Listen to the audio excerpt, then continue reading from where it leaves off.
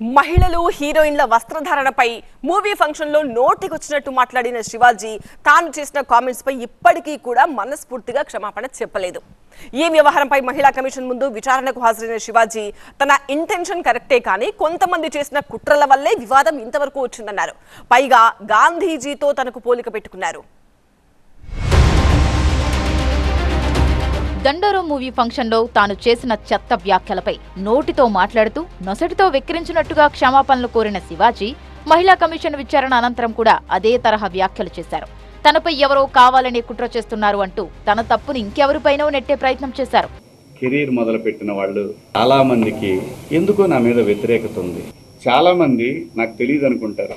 ఎవరెవరు జూమ్ మీటింగ్లు పెట్టుకున్నారో నాతో బాగా ఉండి నాతో మంచిగా మాట్లాడుతూ నా నటనని పొగుడుతూ ఉన్న నాకు షాకింగ్. ఇంత కుట్ర జరగాలన్నా నా మీద? నేను అన్న పదానికి ఆ రెండు పదాలకి నేను ఆవేశంలో మాట్లాడిన దానికి నాకు బాగా కావలసిన వాళ్ళు కూడా ఇంత కుట్ర చేయాలన్నా నా మీద? ఇంత కక్ష పెంచుకోవడానికి తాను చేసిన నేరం ఏంటి అంటూ అమాయకంగా ప్రశ్నించారు శివాజీ. మీ అమ్మ చెప్పదా? మీ నాన్న చెప్పడా? గతంలో ఇలాంటి వ్యాఖ్యలు ఎవరూ చేయలేదా? వారిపై ఎందుకు ఫిర్యాదులు చేయలేదు అంటూ వితండవాదానికి దిగారు శివాజీ. నన్ను అంతగా అసహించుకోవడానికి, మీరు నా మీద అంత జలసీ రావటానికి ఏమిటమ్మా కారణం? నేనేం తప్పు చేశాను? నా బుద్ధి గడ్డి తిని మీ నాన్న చెప్పడా మీ ఇంట్లో? మీ అమ్మ చెప్పదా మీ ఇంట్లో? అంత ద్వేషం ఎందుకు పెంచుకుంటున్నారు? ఇంతకుముందు ఎప్పుడు ఎవరు ఏమీ అనలేదమ్మా? వాళ్ళ మీద మీరు ఇలాగే కంప్లైంట్లు ఇచ్చారా? జూమ్ మీటింగులు పెట్టుకుని మీలో మీరే చేసిందే గబ్బు వ్యాఖ్యలు. పైగా వాటిని సమర్థించుకోవడానికి ఏకంగా గాంధీతోనే తనను పోల్చుకున్నారు శివాజీ. యథార్థవాది, లోక విరోధి అంటూ మ్యాటర్కు సంబంధం లేని ఏవేవో కామెంట్స్ చేశారు. అందరికీ నచ్చే విధంగా ఎవరు మాట్లాడలేరు. ఆఖరికి గాంధీజీ మీద కూడా హత్య జరిగింది. ఈ దేశంలో ఎవరిని, ఈ భూమి మీదనే ఎవరు సాటిస్ఫై చేయలేరు. యథార్థవాది, లోక విరోధి. మరోవైపు శివాజీ వ్యాఖ్యలపై ఆగ్రహ జ్వాల కొనసాగుతూనే ఉంది.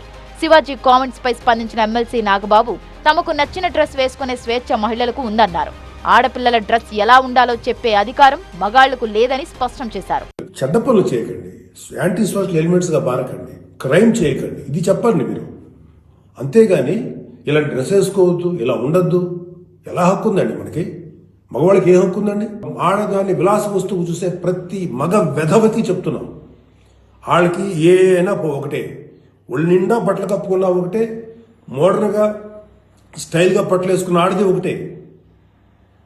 వాళ్ళు కొంతమంది గురించి ఆడపిల్లలు ఇలా ఉండాలి అలా ఉండాలి చెప్పడానికి ఏంటి? ప్యాంటు షర్ట్ వేసుకుంటే తప్ప? చుడిదార్ వేసుకుంటే తప్ప? లేకపోతే మోడర్న్గా మిడ్డీ వేసుకుంటే తప్ప? ఆడవాళ్లు ఎలా ఉండాలో, ఎలాంటి బట్టలు వేసుకోవాలో చెప్పడానికి శివాజీ ఎవరని ప్రశ్నించారు నటుడు ప్రకాష్ రాజ్.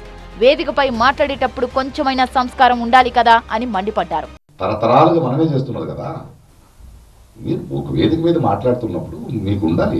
సరే, ఆయన క్షమాపణ అడిగాడు, బట్ ఒక సంస్కారంలో బలిదారు కదా. ఇప్పుడు ఆమె ఆంటీ అన్నాడు అంటే వాళ్ళ భాష చూడండి. వాళ్ళకి ఆడవాళ్ళ బాడీ పార్ట్స్ తప్పితే తెలుగు రాదు. వాళ్ళ బాడీ పార్ట్సే మాట్లాడతారు.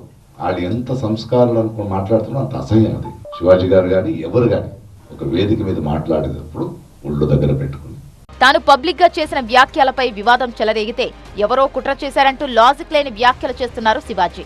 మరోవైపు తాను చెప్పింది కరెక్టే, కానీ మధ్యలో దొర్లిన ఆ రెండు టంగు స్లిప్పులే రాంగు అంటూ టన్నుల కొద్దీ పశ్చాత్తాపం ఒలకబోస్తున్నారు. కానీ ఆయన మేనరిజంలో మాత్రం ఇంచైనా మార్పు లేదు. తప్పు చేశానన్న ఫీలింగే కనబడడం లేదు. పైగా తనపై కుట్ర జరుగుతోందంటూ టాపిక్ ను డైవర్ట్ చేసే ప్రయత్నం చేస్తున్నారు. మొత్తానికి శారీతో మొదలైన ఎపిసోడ్ కు సారీతో ఎండ్ కార్డు పడే సూచనలు కనిపించడం లేదు.